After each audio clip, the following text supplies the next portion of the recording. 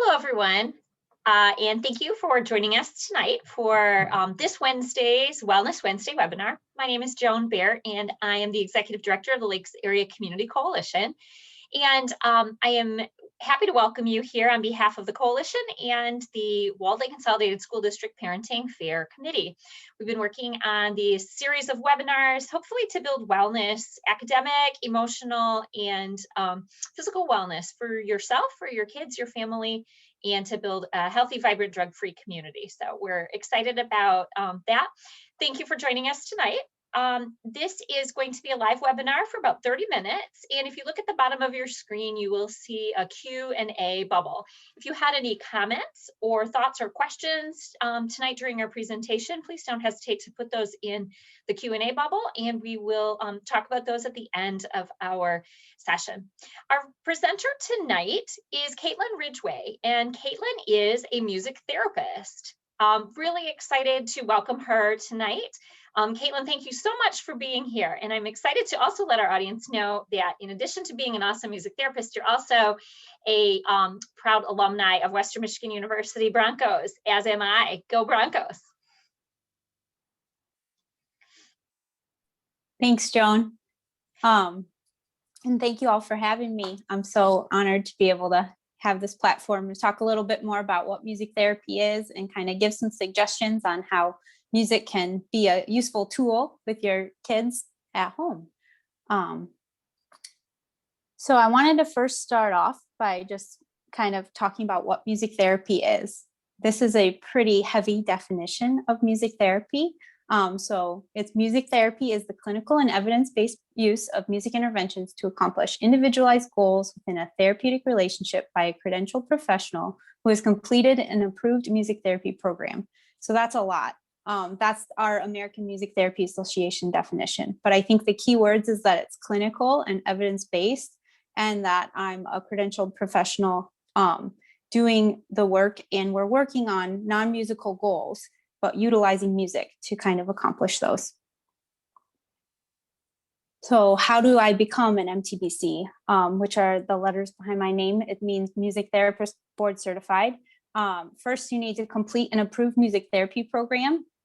You just need a bachelor's in order to get your music therapy board certification, but that's a 4-year bachelor's program. But you can also do an equivalency program, which is what I did, where I went to school for something else. Originally, I went to school for music performance, and then realized through school that music performance was not necessarily for me. And then I found out that I could finish that bachelor's degree and then go back and kind of take those equivalency classes in order to get my music therapy degree. And then I went on and got my master's degree. There's an opportunity for a master's degree in music therapy as well as a doctorate degree, which is really just if you want to teach at the higher education level. And then following your education in the classroom, you need to do 1,200 clinical hours at an approved internship site. And then you need to sit for a board certification exam with the National Music Therapist Board. And that's just a big heavy test. And then you're able to say you're a music therapist board certified. And then after that, just like nursing or social work, you need to keep those credentials eligible by doing continuing education classes. And that is within a 5-year cycle. So it's a lot of work, but I definitely think it's worth it. I really love my job, and I really love the work that I get to do. And so what do I do in my work? It really is very specific to the demographics that you're working with, but an overall idea is that I assess strengths and weaknesses in a lot of different areas, depending on a patient or client's needs. And then we design music therapy sessions for individuals or groups, depending on the situation, to meet those needs. And so some examples of these interventions used in music therapy are something like music mnemonics, which is like learning your ABCs. So you have it set to music, those letters of the ABCs, the alphabet set to music in order to remember them. Rewriting songs or lyrics to songs, lyric discussion, really pulling out themes of lyrics can really help somebody process something that's going on. There's also a lot of work with speech and music, because in our brain, speech and singing have a lot of similarities to each other. So working on those things through music is really helpful to get to those points. I thought right now would be a good point to kind of give an example of one of these interventions to try and keep it a little fun. So Joan, if you want to help me with this, I was hoping you could. Awesome. So I was hoping you could give me maybe your favorite vacation spot. My favorite vacation spot. Well, my family used to have a cabin up on Lake Charlevoix, and I love to be up there. Feels like family, feels like home. Northern Michigan, lake, beautiful stuff. Sounds good.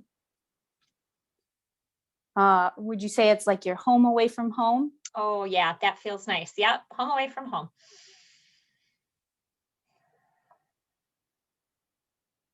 And did you have any favorite activities that you did there?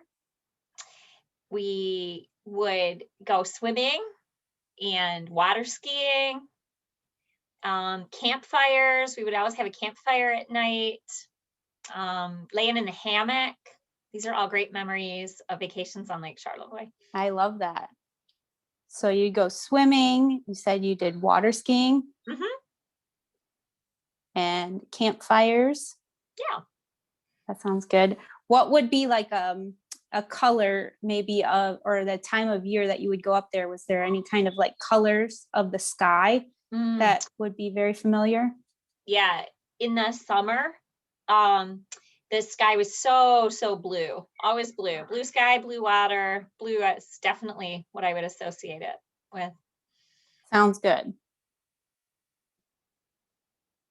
Okay, I think we got your song here. I thought maybe using a favorite vacation spot would be a good example since we're all kind of a little bit less vacationing in the last year. So we'll put your song together. This is to the tune of Somewhere Over the Rainbow, but we're going to go to somewhere near Lake Charlevoix. Oh, okay. All right.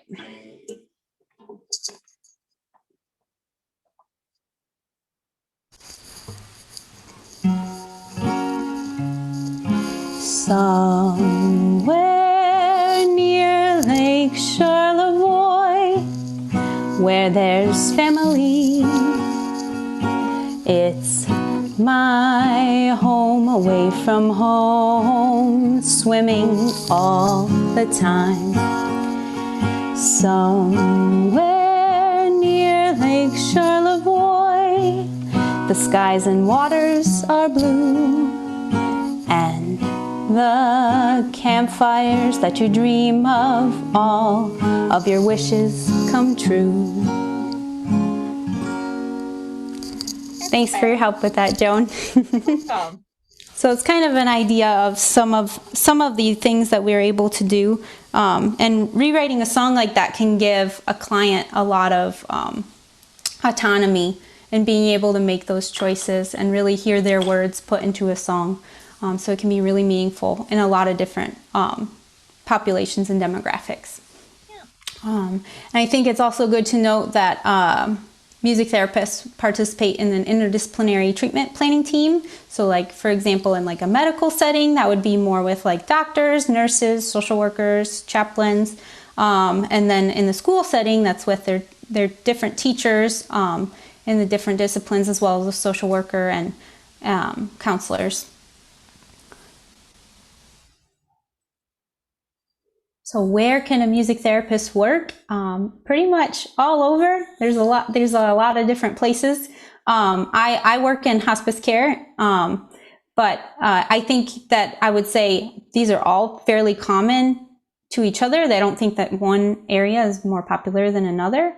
I would say a very popular way that a music therapist works was maybe they work at a private practice and they see individual clients one-on-one in the private practice that they work in, but then they also have contracts with different schools or nursing homes out in the community. So they kind of have that different variety of clients that they see. So we're all over. So some different objectives that we can address. So those non-musical goals that we're working on through music are in all kinds of areas. I think social, emotional, cognitive, physical, and behavioral support is kind of an all-encompassing thing, depending on the client's needs. So these are just some common goal areas. So some common misconceptions of music therapy would be that you need a musical ability in order to benefit from music therapy. That's definitely not the case. Most people I see do not have a musical background, but they usually have an appreciation for music, which is why it makes music therapy so effective with their treatment.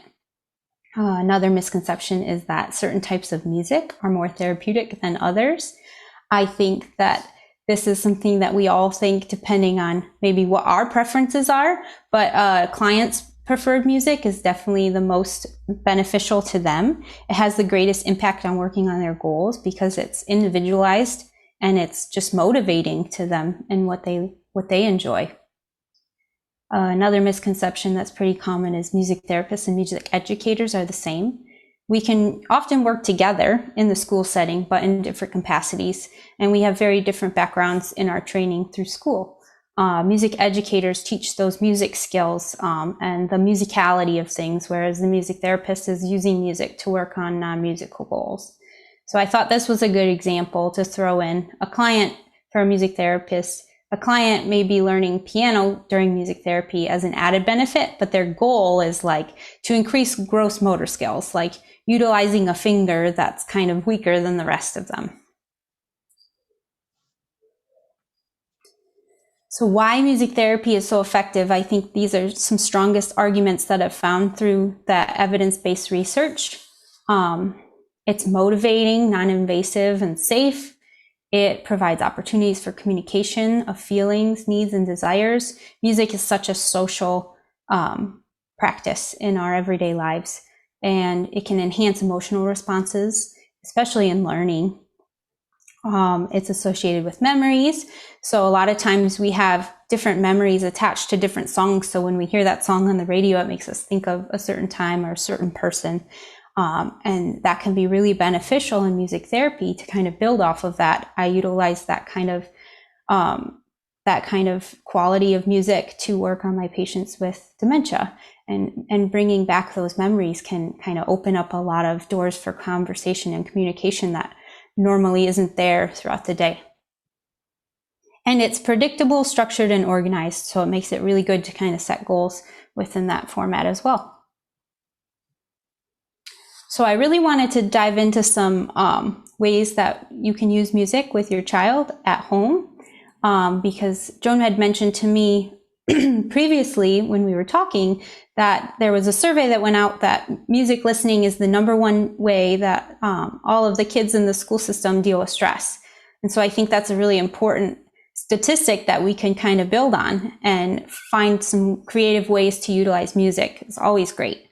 And I think that students in music classes, this is another research point, but students in music classes learn a little bit better and have better academic performance if they're in music classes in school, such as like choir, band, or orchestra.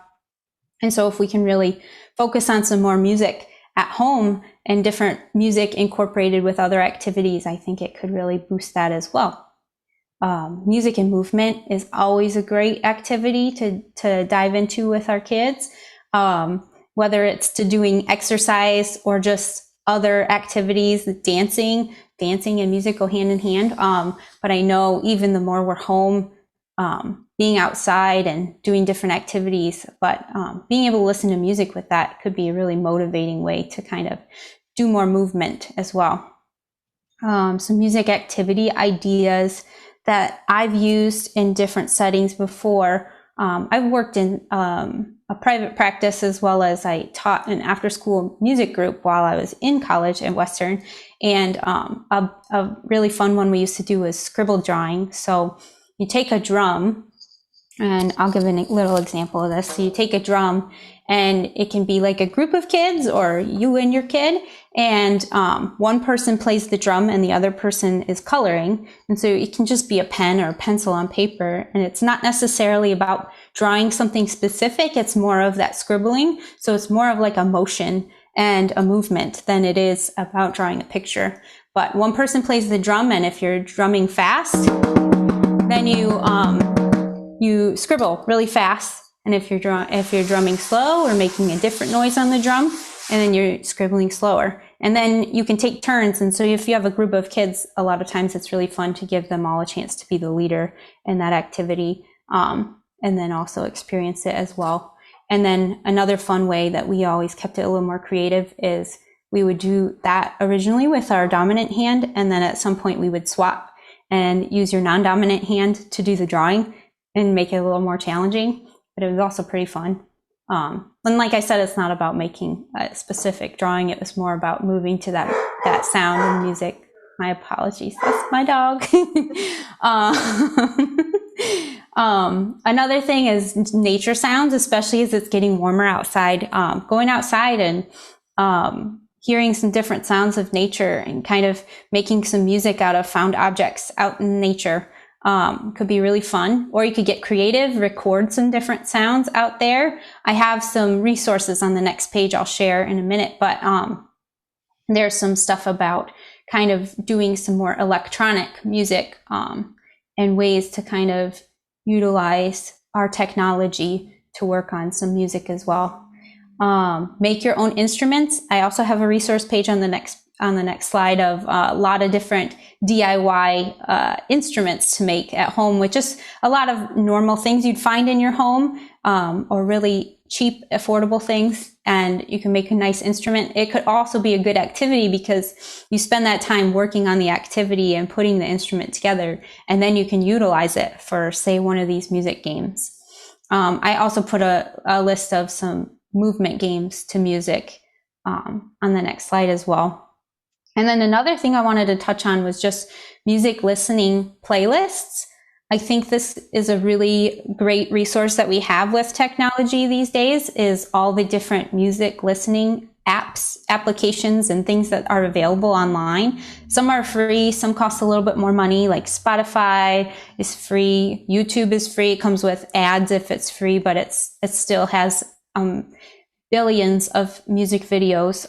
Apple Music or Google Play, those cost a little bit more money to put those together. But if you would be able to build music playlists with your child, and kind of make different playlists for their different moods. So say they have a music playlist to put on when they're really angry or upset, or a music playlist to put on when they're really excited or having a really good day. And kind of having those playlists together. And if you're able to build them with them, then you can kind of determine where they're at in the day without even having to ask them. Because I know some of our kids don't want to get into the details of that. And this is kind of a way to communicate without doing it verbally. And so kind of giving that space to give the kids something to work on and make them feel better when they're having a bad day, or to really boost them up when they're having a good day, but also giving them the space to kind of do it a little bit more independently, but also to collaborate with them and build that. And we all like different music. So it could be something that you build together of songs that you both like, and you can kind of share that with each other, or it could be something that they kind of build on their own. I think there's a lot of different opportunities for that to get into. And then I just wanted to share some of the resources that I was talking about. So those ones on the bottom, the DIY musical instruments there, and then the music games ideas. This is a lot of different ones, and that last one is a lot of different technology, very easy technology pieces of things that you would normally find on like a smartphone that just kind of comes standard on a smartphone, and how to utilize that to create music with your kid.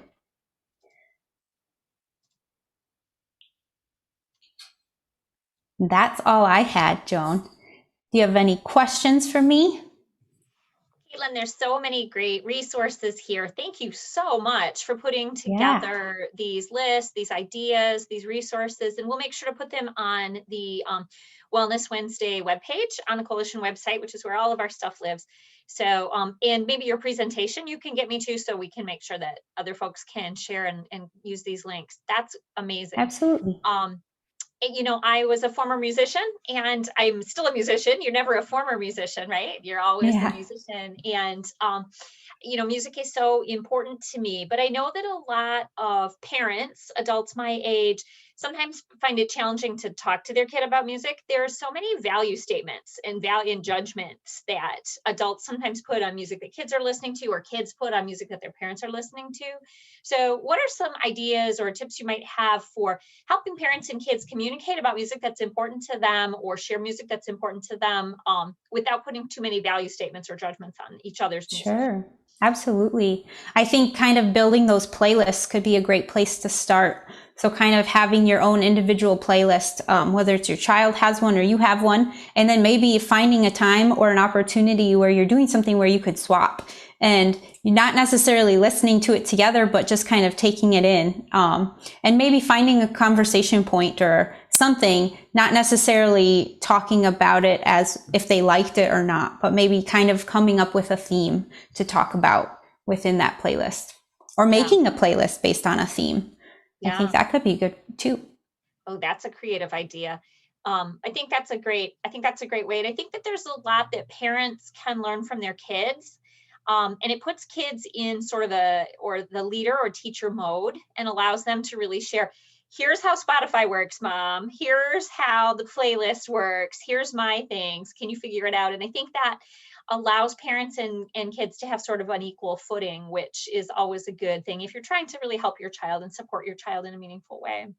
Absolutely.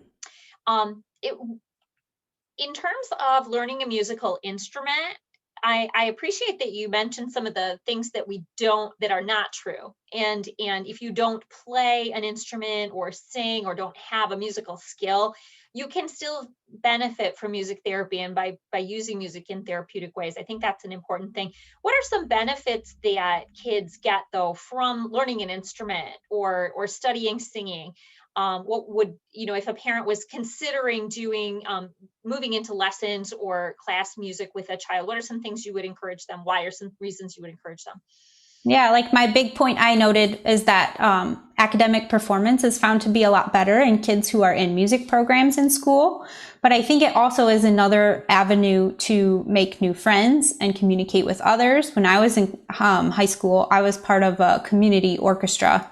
And so I met kids from all different high schools across Grand Rapids area, because that's where I grew up, that played in orchestra with me, who I would never have met in my own high school. So it was a really great opportunity to kind of branch out and meet new friends that way. And then also going into school, there are other opportunities in music other than music performance.